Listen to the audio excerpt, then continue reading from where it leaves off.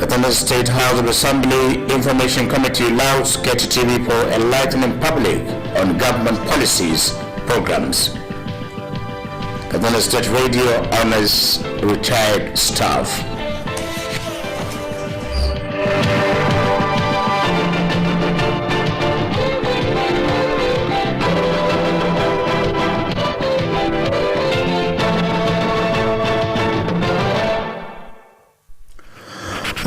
A very good evening to you, and you are welcome on Kttv News tonight. I'm Musa Osman. Governor Aminu Bello Masari has flagged off COVID-19 vaccination in Kazana State. The exercise was flagged over the banquet hall of the Government House, Kazana. Government House correspondent Aminu Ganba Naguru covered the flag off for Kttv News. The vaccination exercise was flagged off under the coordination of the State Ministry of Health and the State Primary Healthcare Development Agency. Governor Aminu Bello Masari and his deputy Alhaji Manira Yakubu were the first to be vaccinated in the state.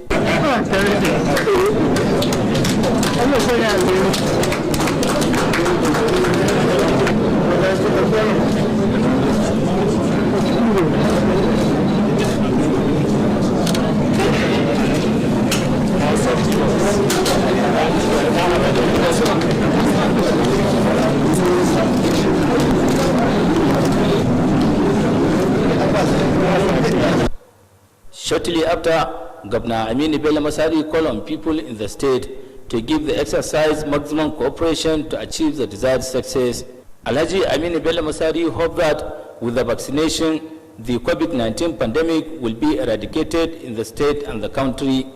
He assured the people of Kazana State that with the sustenance of the vaccination, all restrictions and other challenges of COVID-19 pandemic will be addressed.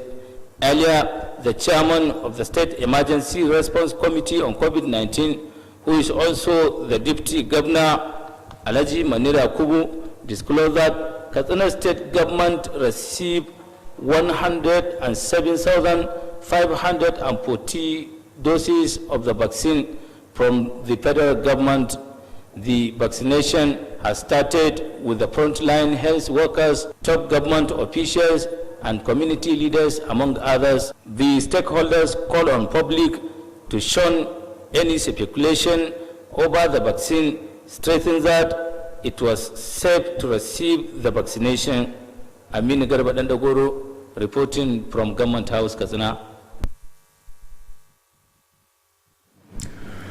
The Deputy Speaker at Kttv State House of Assembly, Engineer Shehu Tapoki, has led the formal commission of a primary school and model primary health care in his constituency. Legislative correspondent Suleiman Gambo has details of the report. Engineer Shehu Tapoki explained that the construction of the school is one of the fulfillment of electioneering campaign. The Deputy Speaker said there is additional school constructed at Kagana, saying that the projects were secured from federal government. In a short, Tapoki expressed optimism that 4 more primary schools would be constructed across the local government through the same gesture. The lawmaker, in company of member representing Sabwa Ibrahim Danjuma Machika, also donated 100 cartons of chalks and 100 pieces of whiteboard and appreciated the state government for supporting the school with toilet facility. Commissioning the school, the Commissioner of Education, Dr. Badamasila Charanchi, said that the government will construct additional classrooms and provide more teachers to the school to boost its academic activities. Dr. Badamasila, who assured of present state administration commitment in the improvement of education, call on well-to-do people in the state to venture into the sector with a view to assist in its growth. The commissioner, who pledged for the recruitment of indigenes of the area to teach in the school, advocated for the maintenance culture to safeguard the facility. Meanwhile, the commissioner for local government and chieftaincy affairs, Alhaji Umar Gojo, while inspecting Sheme Health facility, expressed the government commitment to supply drugs to the health facility. Alhaji Umar Gojo, who inspected the facility rehabilitated by the Deputy Speaker, described the government of Alhaji Aminu Bello Masari as people-oriented government. The commissioner assured for the fencing of the facility as well as construction of slaughter slab, motor park and market stall at Sheme town. The deputy speaker said his resolve to partake in the project followed a complaint submitted to him on the pathetic dilapidation nature of the facility, which called for immediate response. Engineer Short Director Poki said he made similar rehabilitation work at Mairua, Ankara, and that of Tapoki, which is ongoing. Earlier, the state APCU's leader, Alhaji Hamza Mamman, who spoke for the community, advocated for water supply and toilet to the hospital, as well as motor park and market for the town. The head of Askari Local Government Administration, Alhaji Lawal Ibrahim Damumeni, commended the Deputy Speaker for providing dividend of democracy to the area at all times. Suleiman Gamago Parbai, Kttv News. Well, for this, Governor Hajia Hadiza Aminu Bello Masari has called on children and youths to face their studies with all seriousness in order to have a better future for more development. Hajia Hadiza Aminu Bello Masari made the call when she received principal officers of Kttv State Children Parliament on a courtesy visit. The governor's wife, Hajia Hadiza Aminu Bello Masari, expressed delight over the visit and assured her continued support and cooperation for the development of children in the state. Hajia Hadiza Aminu Bello Masari stressed the need for all and sundry to put hands on deck in the fight against street hawking and drug abuse among youth and children. She called for collaborative efforts to bring to an end the menace of and charged them to always be law-abiding. The Speaker of Kttv State Youth Parliament, Ibrahim Maharazu, explained that the visit was meant to show their appreciation to the governor's wife for the support and cooperation she has been given to the children in the state. Ibrahim Maharazu, who commended the governor's wife for being mother for all, acknowledged that effort in education sector, in sector of education, child development, and the fight against drug abuse. The House of Assembly Committee on Information, led by its chairman Haji Ali Abubakar Al-Baba, has paid an oversight visit to the Ministry of Information and its parastatals. Among the parastatals visited include Government Printing Press, Kttv State Radio, State Library, History and Culture Bureau, as well as Fire Service Department. Details of the report will be brought to you in our subsequent bulletin.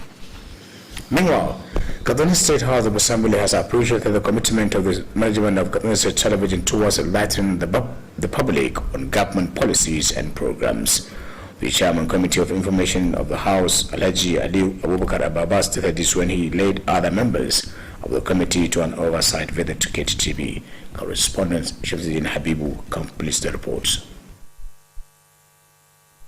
Alhaji Ali Abubakar Al-Baba, who is also a member representing Katsina local government, said the visit was named to monitor the operation of the station as part of oversight functions of the legislative arm.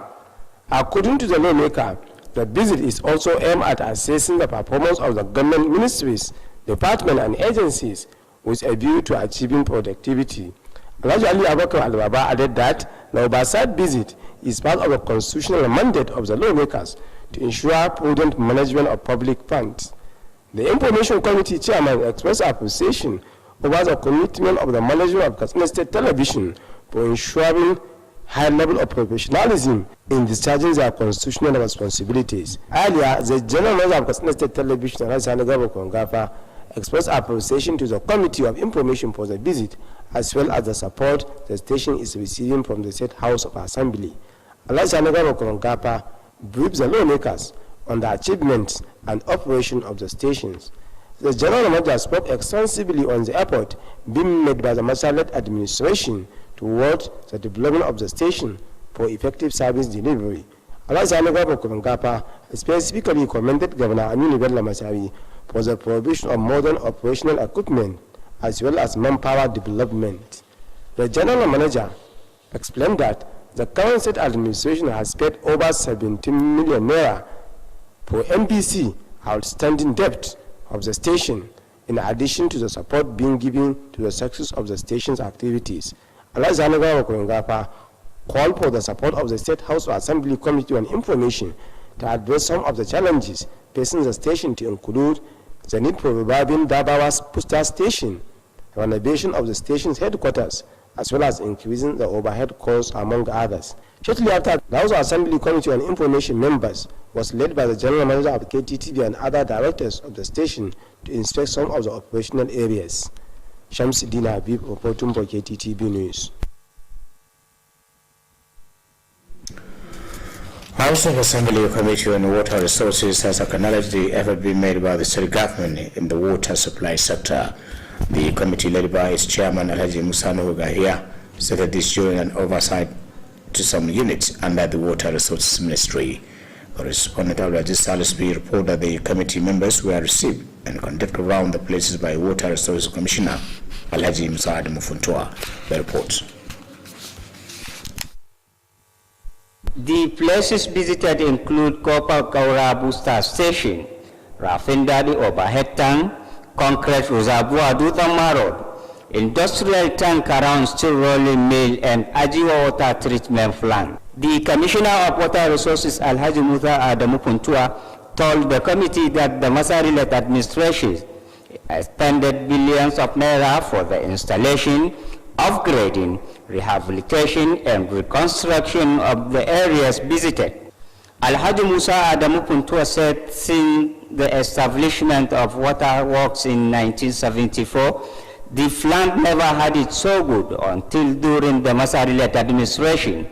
He added that the equipment procured and installed in the plant are fish pumping machines, 800 kVA generator at Kopar Kaura Booster Station, the procurement of 2 starter filling engines at Ajiwa Water Treatment Plant, and 3 highly pumping machines as well as funnels. The Commissioner of Water Resources also conducted the House Committee around the 1000 kVA transformer and 12 bulbs installed at Ajiwa Water Treatment Plant, in addition to 2,100 kVA generators, among others. Alhaji Musa Adamu Funtua further said the 4 water tanks have been fenced and the rehabilitation of staff quarters. The chairman of the committee, Alhaji Musa Gafia, expressed satisfaction over the commitment of Masari-led administration toward restoring the water supply sector. Alhaji Musa Gafia said the oversight visit was aimed at assessing the judicious spending of the fund allocated for the supply of water to people in the state. As at the time of the visit, some projects have been completed, while others have reached an advanced state of completion. The Chairman House Committee on Water Resources appealed to the contractors handling the project to brace up to meet the stipulated time. Abdulaziz Salisu reporting for Kttv News. The Managing Director of the State Radio Maintenance, the State Roads Maintenance Agency, Kasroma Engineer Siraj Abubakar, has called for the introduction of radio and television programs that will enlighten the public on the importance of prayers to leaders. Engineer Siraj Abubakar made the call when he received the executive members of the Nigeria Union of Journalists, Kttv Chapel, on the courtesy visit. Correspondent Shamsuddin Habib completes the report. The Kassawa Managing Director explained that the idea is to sensitize the electorate on the need to intensify prayers for Allah's guidance to leaders to enable them to succeed. Engineer Siraj Abubakar, who expressed delight over the visit of the NGO officials, assured them to work closely with the union to sensitize the public on the Masari-led administration restoration agenda. The Managing Director of Kassawa, who congratulated the newly NGO officials over their victory, assured them of the agency's continued support and cooperation. Engineer Siraj Abubakar spoke extensively on the activities of Kassawa in the areas of road construction and renovation from across the state. The Kassawa Managing Director commended the management of Katsina State Television for their commitment towards enlightening and educating the public on government policies and programs. While responding to the request made by the NUJ Kttv Chapel, Engineer Siraj Abubakar directed for the immediate assessment of the site allocated as Secretariat of the Union for prompt intervention. Earlier, the chair of Kttv Chapel of the NUJ Committee, Amin Gabadan Ogoro, said the visit was meant to introduce the new executive members of the Union and solicit for the support and partnership with the agency to move Katsina State to the next level. Comrade Aminu Garba Agoro spoke on the plans of the union to improve the willpower of its members and appeal for the support of Kasaroma to achieve the desired objectives. The chairman appreciated the role being played by Kasaroma for the construction and renovation of roads, as well as installation and maintenance of street light to enhance security in the state. Comrade Aminu Garba Agoro appealed to Kasaroma to assist the union to develop a secretariat within the Kttv corporate headquarters for conducive working environment. Meanwhile, the representative of Kasaroma, alongside the Director of Administration and Supply of Kttv and the NUJ officials, inspected the newly proposed secretariat to be developed by Kasaroma as requested by the NUJ. Shamsuddin Habib reporting for Kttv News. Kttv State Radio has paid farewell to two of its former staff who retired from active service recently. The two staff are Mohammed Bello Umar Best, who reached 60 years of age, and Haja Asmaullah Ruma, who completed 35 years in service. Government House correspondent Aminu Garba Agoro has details of the report. Speaking at the event, the General Manager of Kttv State Radio, Malam Sani Balaka Bumo, paid glowing tribute to the retiring staff for their sacrifice, commitment, and devotion to duty during their service years. According to him, the two retirees were never found wanting in the discharge of their duties. He urged those staff left behind to continue to emulate the retiring officers to enable them achieve success in life. The General Manager expressed appreciation to current state administration for its support to the station, especially for the recent waiver to convert some casual staff to permanent appointment. Malam Sani Balaka Bomo prayed for God guidance to the retirees. In a welcome address, the Director Administration and Supply Babangida Umar appreciated the General Manager for the reception accorded to retirees, which will serve as a moral booster to others. Other speakers include Director of News and Current Affairs Hassan Bako, Director of Programs Kabir Abasaya, who spoke through Assistant Director Dahir Dankaro, prayed for God guidance to the retired staff and congratulated them for a successful completion of service years. In their separate remarks, an elder in the station, Malam Mansur Lawal Kaware, a close ally of Bellabes, Abubakar Lawal Kofar Bay, and a senior engineer with the state radio, Abubakar Tukur, commended the celebrants for a successful tenure and service. Both celebrant, Bellabes and Asma'ul Lawal, thanked the management of the state radio for finding them worthy to honor them for the years spent as workers of the station. That completes the report. Rim Local Council has convened stakeholders meeting to ensure the success of COVID-19 immunization in the area. The meeting, chaired by the head of administration of the local government, Alhaji Ilyas Hassan Dawana, appreciated the federal government for providing the vaccine. Alhaji Ilyas Hassan Dawana stressed the need for the stakeholders to sensitize people to support and cooperate with the exercise to achieve the desired success. The Director of Primary Healthcare Coordinator of the area, Alhaji Mansur Lawal Ruma, said the local government has already received the doses of the vaccine from the state. The immunization is meant to prevent people from the COVID-19 infection. The Gauran Katsina District Head of Limi, represented by Alhaji Lamid Ali Mahmoud Agiru, assured the support of the traditional institutions to all government policies and programs. And with that, we conclude news tonight from our news desk. Thanks for watching and stay tuned.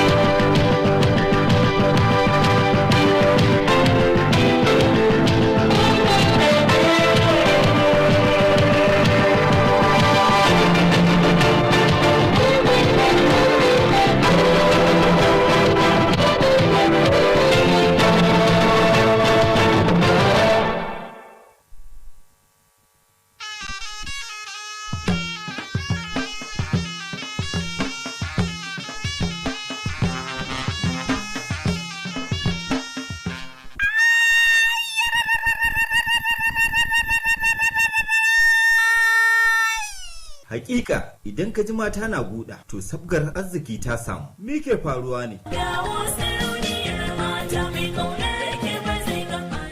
Mai martaba sarkin Bade Alhaji Abubakar Umar Suleiman Gashuwa cikin jihar Yobe bisa la'akari da cancanta a madadinsa da masarautarsa sun yanke shawarar naɗin sarauta a ranar 27 ga watan uku shekara ta 2021 da misalin karfe 10 na safe a fadarsa da ke Bade a Gashuwa cikin jihar Yobe. Wa za a naɗa? Hajiya Binta Aminu Bello Masari mai ɗakin mai girma gwamnan jihar Katsina Alhaji Aminu Bello Masari a matsayin yamuran wato shugaban mata ta wannan yanki. Don haka a madadin 'yan uwa da abokan arziki na farin cikin sanar da al'ummar jihar Katsina musamman waɗanda ba za su samu damar halartar wannan wuri ba da su yi mata addu'a ta fatan alheri.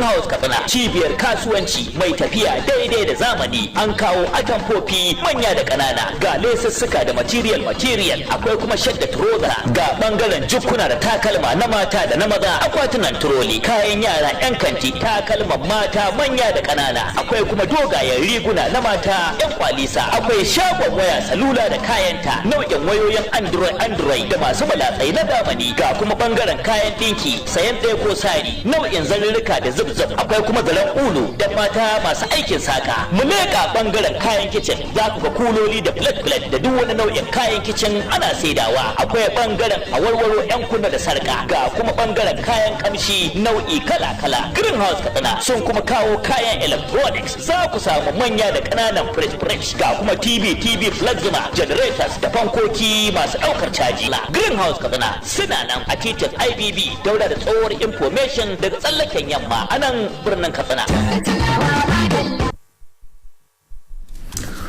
Iyalan marigayi Bujawa Abdullahi Sada da na marigayi Alhaji Isa Anu Mani na gayyatar jama'a yan uwa da abokan arziki zuwa wurin ɗaurin auren yayansu Abdullahi wato wanda aka sani suna dadi Abdullahi Mustapha Bujawa da Aisha Umar Isa Mani wanda za a yi idan Allah ya yarda a ranar Asabar 13 ga wata da muke ciki da misalin karfe 2:30 rana a masallacin dangi kusa da gidan Alhaji Isa Anu da ke cikin garin Mani. Allah ya bada ikon halatta amin.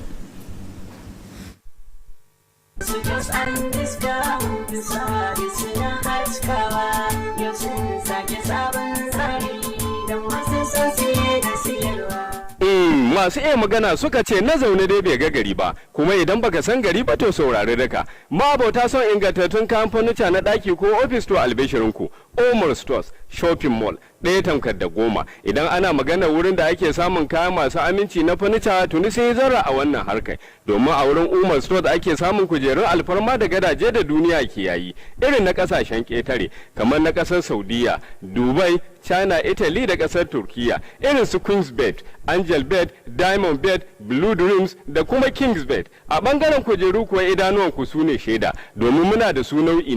Muna sayar da ɗakin adana sutura wato wardrobe, show glass ɗan yayi, teburin cin abinci dining table da kuma teburi na sa a ɗakin taro da kujerun shi.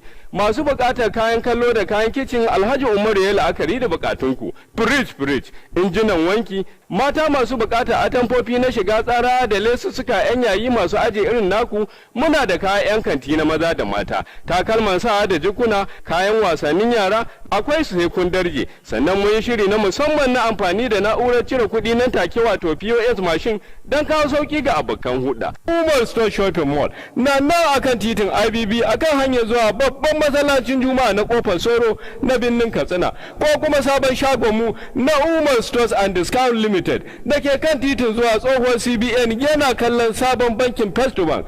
Umar Store Shopping Mall, ku zo da alheri ku tafi da alheri.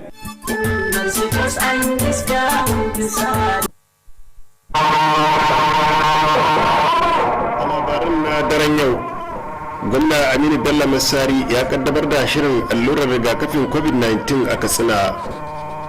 Kwamitin Majalisar Dokoki na Jihar Katsina ya yaba ma gidan talabijin na Kttv akan wayar da kan jama'a akan tsare-tsare da shirye-shiryen gwamnati. Gidan rediyon Jihar Katsina ya karrama wasu ma'aikata da suka ajiye aiki.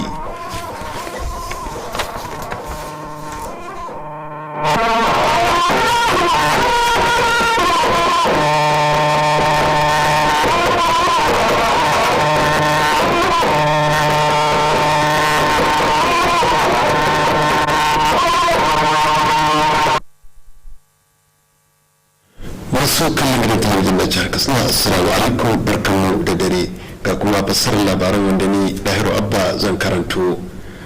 gwamna aminu bello masari ya kaddamar da allurar rigakafin cutar covid-19 a katsina. shirin an kaddamar da shi ne a babban ɗakin taron gidan gwamnati. wakilinmu a gidan gwamnati aminu garba dan dagoro na ɗauke da cigaban rahoton. da allurar rigakafin ne a ƙarƙashin jagorancin ma'aikatan lafiya ta jihar katsina da kuma hukumar kula da lafiya tun daga matakin farko ta jiha. gwamna aminu bello masari da mataimakinsa alhaji manir yakubu na ɗaya daga cikin mutanen da suka fara karɓar allurar rigakafin a nan jihar katsina.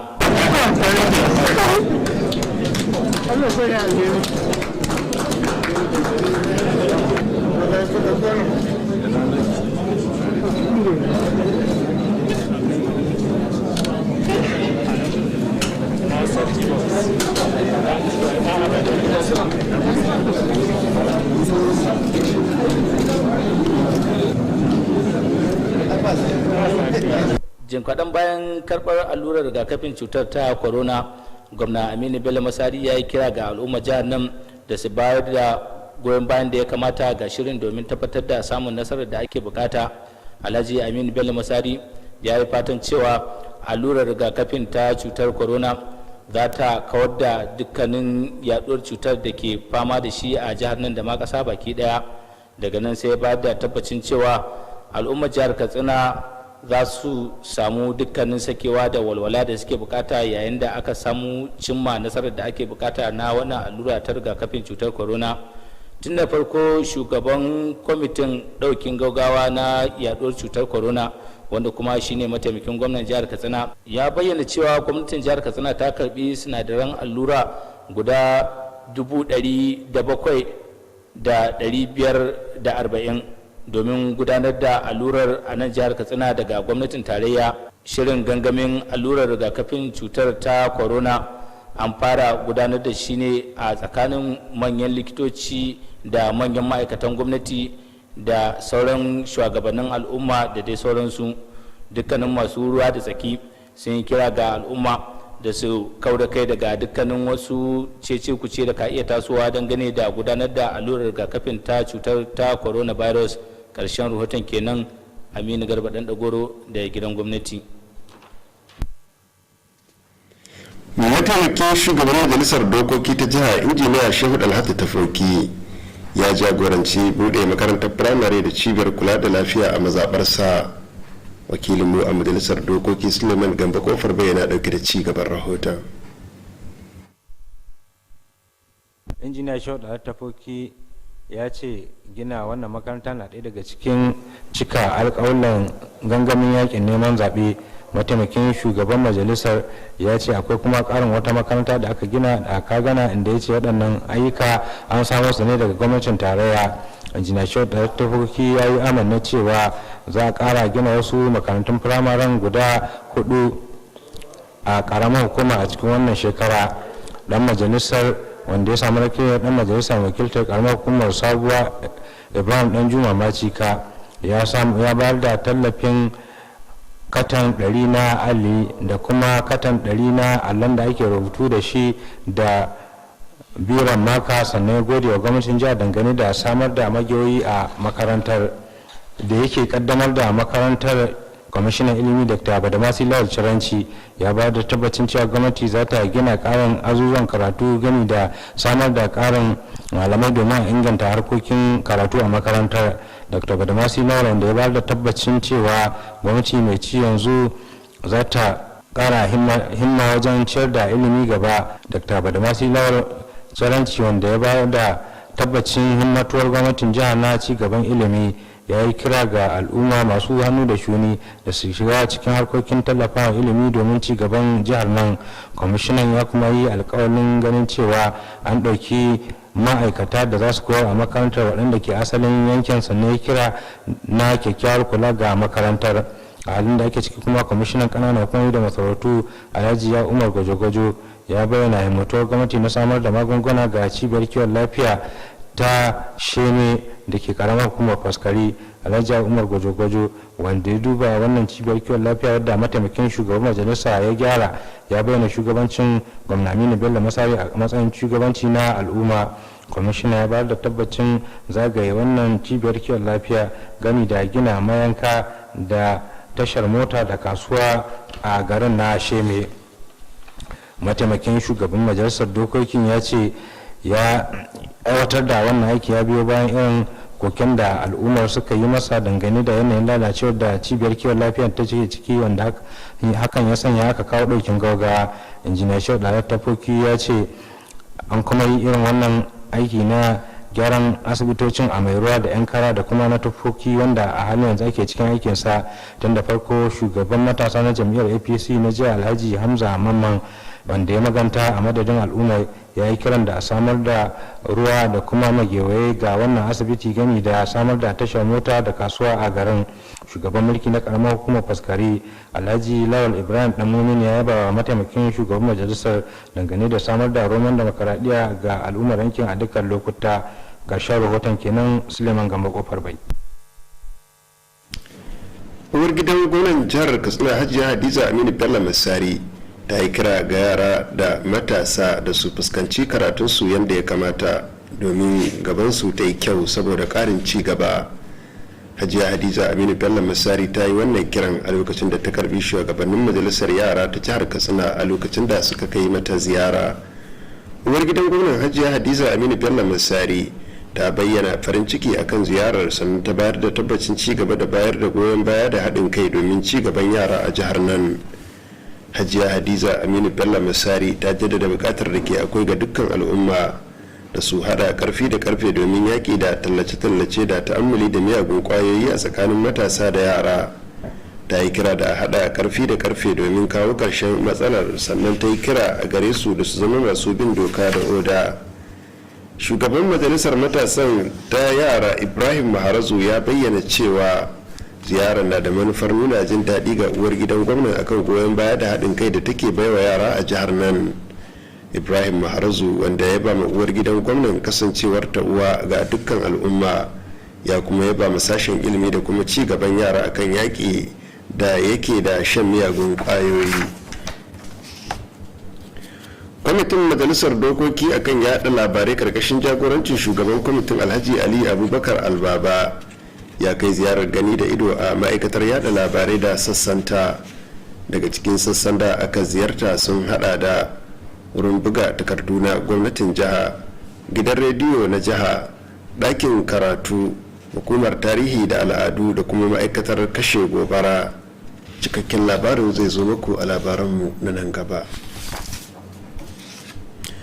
Majalisar dokoki ta jihar Katsina ta yaba da kokarin hukumar gidan talabijin na jihar Katsina wajen wayar da kan jama'a akan shirye-shirye da tsare-tsaren gwamnati.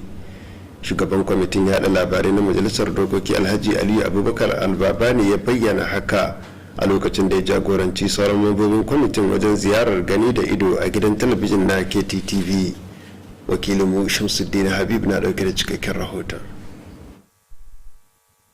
Alhaji Ali Abubakar Albaba wani shi dan majalisa mai wakilta karamar hukumar Katsina a majalisar dokokin ta jihar Katsina ya bayyana cewa wannan ziyara na da manufar duba yadda gidan talabijin ne ke gudanar da aikin shi a matsayin wani aiki wanda aka dora alhakin yan majalisar domin su gudanar domin samun nasara na gudanar da harkokin tafiyar da ayyukan gwamnati.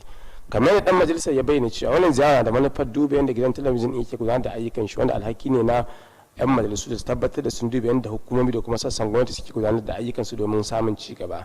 Alhaji Ali Abubakar Albaba ya kara da cewa wannan ziyara na daga cikin ayyukan majalisar dokoki na tabbatar da cewa sun duba yadda gwamnati take gudanar da ayyukanta a kowace ƙasa domin samun nasara na gudanar da harkokin gwamnati.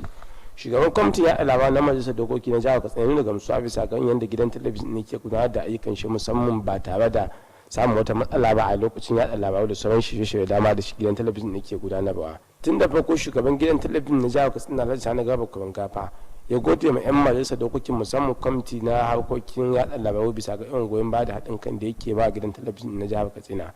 Alhaji Sani Garba Kurangafa ya gaya ma 'yan majalisar irin nasarori da gidan talabijin ne samu da kuma da ke gudanar da ayyukan shi karkashin shugabanci da kuma goyon baya da ake samu daga gwamnatin jihar Katsina.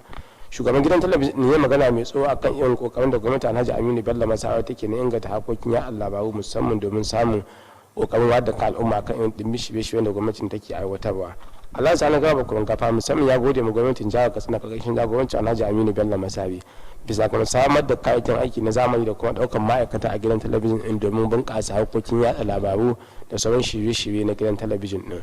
Shugaban gidan talabijin din ya bayyana cewa gwamnatin jihar Katsina ta riga ta biya kuɗaɗe sama ga naira miliyan 17 na hukumar da ke kula da kafafen yaɗa labaru wanda bashi ne tuntuni ta biyo gidan talabijin din tare da tabbatar da cewa gidan talabijin din ya samu sukunin guda da ayyukan da aka dora mashi. Shugaban gidan talabijin din ya bayyana cewa gwamnatin jihar Kano ta biya wasu kuɗaɗe da ake bin gidan talabijin na hukumar NBC sama ga naira miliyan 17 domin tabbatar da samun sukunin guda da aikin gidan talabijin din yadda ya dace. Allah Sani Garba Kurungafa sai ya kira ga majalisar dokokin ta jihar Kano musamman kwamitin na labaru da ya tallafa domin magance wasu matsaloli gidan talabijin ne ke fuskanta da suka hada da tare tashar da take bunƙasa watsa shirye-shirye a sassa daban-daban na nan jihar Katsina da kuma gyara wasu sassa daban-daban da ke bukatar gyara a hedikwatar gidan talabijin din gami da samar da karin kudaden tafiyar da harkokin ayyuka da dai sauransu.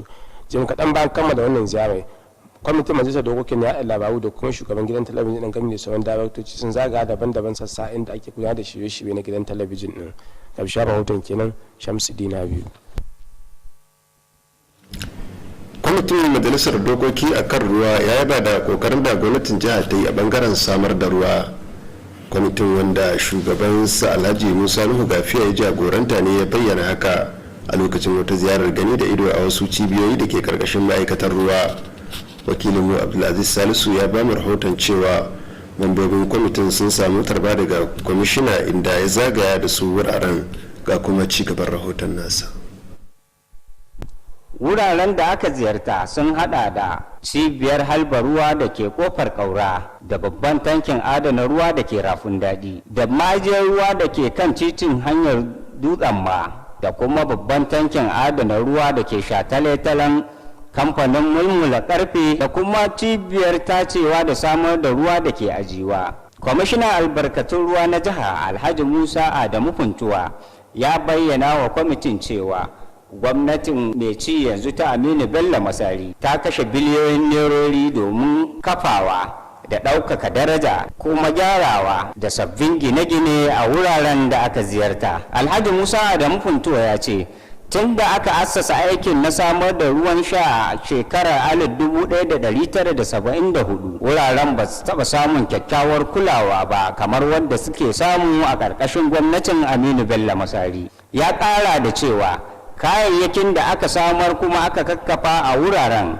sun hada da injinan halba ruwa guda 6 da injin samar da hasken lantarki mai ma'aunin 800 da kuma samar da injina manya guda 2 masu halba ruwa a cibiyar tacewa da samar da ruwa da ke ajiwa da kuma wasu manyan injina masu halba ruwa guda 3 da ke cibiyar ta ajiwa. Kwamishinan albarkatun ruwan ya kuma zagaya da 'yan kwamitin domin duba wani inji na samar da hasken lantarki mai karfin ma'auni 1000 da kuma wasu bawuloli guda 12 waɗanda aka kafa a cibiyar tacewa da samar da ruwan da ke ajiwa da kuma wasu injina masu samar da hasken lantarki masu karfin 2100 da sai sauransu. Alhaji Musa Adamu Funtuwa ya ƙara da cewa wuraren da tankunan ajiye ruwan suke an katange su a inda gidajen ma'aikatar cibiyoyin an gyaggyara su. Shugaban kwamitin samar da ruwan na majalisar dokoki ta jiha Alhaji Musa Nuhu Gafiya ya bayyana jin daɗinsa bisa kwazon gwamna Aminu Bello Masari domin farfado da martabar cibiyoyin samar da ruwan da ke jihar nan. Alhaji Musa Nuhu Gafiya ya ce ziyarar tasu na da nufin tabbatar da ganin ana kashe makudan kudaden da ake warewa domin samar da ruwan sha ta hanyar da suka dace. A lokacin ziyarar 'yan kwamitin sun tarar da wasu ayyukan an kammala su a inda saura daga cikin ayyukan suna dab da matakin kammaluwa. Shugaban kwamitin samar da albarkatun ruwa na majalisar dokokin ta jiha ya yi kira ga 'yan kwangilar da ke gudanar da ayyuka a wuraren da su tabbatar sun kammala ayyukan da aka ba su a lokacin da aka gindaya musu. Ƙarshen rahoton kenan Abdulaziz Salisu. shugaban hukumar gyaran hanyoyi ta jiha kasarona injiniya siraje yazid abubakar ya yi kira akan gabatar da wani shiri a gidan rediyo da talabijin da zai wayar da kan jama'a akan muhimmancin yi shugabanni addu'a. injiniya siraje yazid abubakar ya yi kiran ne a lokacin da ya karbi shugabannin kungiyar 'yan jarida ta kasa reshen gidan talabijin na Kttv a lokacin da suka kai masa ziyara. wakilin mu Shamsuddin Habib na dauke da ci gaban rahoton. shugaban hukumar da ke kula da gyaran hanyoyin ta jihar katsina injiniya siraje yazid abubakar ya bayyana cewa wannan mataki na da manufar wayar da kan al'umma musamman akan bukatar da ke akwai na azaga damtse domin addu'o'i ga shugabanni domin su samu nasara. injiniya siraje yazid abubakar wanda ya nuna godiya bisa ga wannan ziyara da kungiyar ta 'yan jarida rashin gidan talabijin ta kawo ya ba da tabbacin aiki kafada da wannan kungiya domin wayar da kan al'umma akan yin shirye-shiryen gwamnati alhaji aminu bello masari. shugaban hukumar ta kasaroma ya taya sababbin shugabannin kungiyar ta 'yan jarida muna bisa ga damar da suka samu na bada gudunmawa ga cigaban kungiya a gidan talabijin. ya ba da tabbacin ba su dukkanin goyon bayan da ake bukata domin su samu nasara. injiniya siraje yazid abubakar ya magana mai tsawo kan irin ayyukan da wannan hukuma ta kasaroma take wajen gyara hanyoyi da kuma gina sababbi a faɗin sassa daban-daban na nan jihar katsina. shugaban wannan hukuma kuma ya wura ma kokarin shugabannin gidan talabijin na jihar katsina bisa ga irin kokarin da suke na wayar da al'umma akan yin shirye-shirye da tsare-tsaren gwamnati. a lokacin da yake mai jawabi akan bukatar da kungiyar ta Kttv wajen gyara masu wajen da aka ba su a matsayin wajen gudanar da harkokin ayyukansu na wannan kungiya, injiniya siraje yazid abubakar ya ba da tabbacin yin wannan aiki cikin lokaci da kawo wannan kungiya dauki domin samun sukunin gudanar da aikin su yadda ya kamata. tun da farko shugaban kungiyar na 'yan jarida reshen gidan talabijin na jihar katsina kwamata aminu garba dan dagoro bayyana cewa wannan ziyara da manufar gabatar da sabbin shugabannin kungiyar da aka zaba na 'yan jarida reshen gidan talabijin ta da neman hanyoyin da za a haɗa kai da hukumar ta kasaroma domin ɗaukaka darajar jihar katsina a gaba. kwamata aminu garba dan dagoro ya magana a kan kokarin da wannan kungiya take da shi na inganta wala da kuma jin daɗin mambobin wannan kungiya inda ya nemi tallafi da kuma goyon baya na hukumar ta kasaroma domin cimma nasara. shugaban kungiya kuma guje a kan kokarin da wannan hukuma ta kasaroma take musamman a fannin da ya shafi ginawa da kuma gyaran hanyoyi gami da sa fitilun kan hanya da kuma kula da su wanda aka ba da gagawa gudu wajen samun tsaro a nan cikin jihar katsina. kwamata aminu garba dan dagoro ya kuma wannan hukuma ta kasaroma da tallafa wannan kungiya ta hanyar gina da kuma gyara wani babban hili wanda aka ba su a gaban sakatariya ta wannan kungiya da ke a cikin hukumar gidan talabijin da ke a nan cikin birnin katsina. a wani ba makamancin wannan wakili na hukumar ta kasarwa da kuma da hatin da ke kula da harkokin mulki na gidan talabijin na jihar katsina da shugabannin kungiyar ta 'yan jarida rashin gidan talabijin na jihar katsina sun duba inda za a gudanar da wannan aiki kamar yadda suka buƙaci wannan hukuma ta kasarwa ta inda ta turo wakili domin duba lokacin da za a fara gudanar da wannan aiki ba tare da jimawa ba. ƙarshen rahoton kenan Shamsuddin Habibu. gidan rediyon jihar katsina ya shirya walimar bankwana ga wasu ma'aikatansa guda biyu da suka ajiye aiki ba da jimawa ba. ma'aikatan biyu su ne muhammad bello umar wanda aka fi sani da bello best wanda ya cika shekaru 60 da hajiya asma'u lawar ruma wadda ta cika shekaru 35 tana aiki. wakilinmu a gidan gwamnati aminu garba dan dagoro na dauke da ci gaban rahoton. shugaban gidan rediyon na jihar katsina malam sani bala kabomo ya jinjina wa kokarin waɗanda za su aji ayyukan bisa jajircewar su yayin da suke gudanar da ayyukan su a gidan rediyon. a cewarsa dukkanin su ba a taɓa samun su da laifi ba yayin da suke gudanar da ayyukan su. daga nan sai ya kira ga sauran ma'aikata da su yi koyi da irin ɗabi'u da waɗannan suka nuna yayin da suke gudanar da ayyukan su. shugaban hukumar gidan rediyon ya kuma nuna godiyarsa ga gwamnatin jihar katsina bisa kulawa da take baiwa gidan rediyon musamman ma a kwanakin baya da ta bayar da dama a mayar da dukkanin ma'aikatan wucin gadi su zamo ma'aikata na dindindin a gidan rediyon. malam sani bala kabomo daga nan sai fatan alkhairi ga waɗanda suka ajiye aikin. a jawabin maraba daraktan sashen mulki na gidan rediyon na jihar katsina ya jinjina wa kokarin shugaban gidan rediyon bisa shirya walimar da ya yi ga waɗanda za su aji aikin. sauran waɗanda suka maganta sun hada da daraktan sashen labaru da al'amuran yau da kullum malam hassan bako da daraktan sashen shirye-shirye kabir abasaya wanda ya maganta ta bakin mataimakinsa malam ɗayiru ɗan karo inda suka yi addu'a ta fatan alkhairi ga waɗanda suka ajiye ayyukan. waɗanda aka karrama bello bez da kuma asma'u lawal sun gode wa hukumar gidan rediyo ta jihar katsina bisa karamawar da ta yi musu sannan kuma suka nuna jin daɗin su bisa yadda suka gudanar da ayyukan su lami lafiya. ƙarshen rahoton kenan.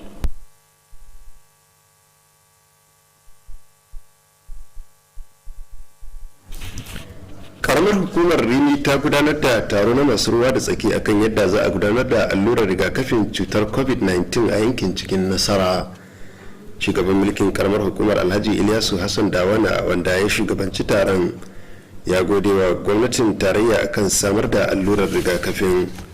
Alhaji Ilyasu Dawana ya buƙaci masu ruwa da tsaki da su wayar da kan al'ummominsu da ke yankin akan su bayar da goyon baya domin shirin allurar rigakafin ya cimma nasara. Daraktan kiwon lafiya a yankin Alhaji Mansur Lawal Ruma ya ce tuni dai karamar hukumar ta karbi kasan adadin allurar rigakafi daga gwamnatin jiha. Wannan allurar dai za a yi ta ne domin kariya ga cutar ta covid-19. Kauran Katsina hakimin Rini, wanda ya sami wakilcin Alhaji Lamido Limamu Tsagero, ya ba da tabbacin goyon bayan masu rike da sarautun gargajiya a dukkan shirye-shirye da tsare-tsaren gwamnati. Masu kallon mu da kuma wannan rahoto mu kawo karshen labarin a halin yanzu. mu kwana lafiya. Allah ya ba mu alherinsa.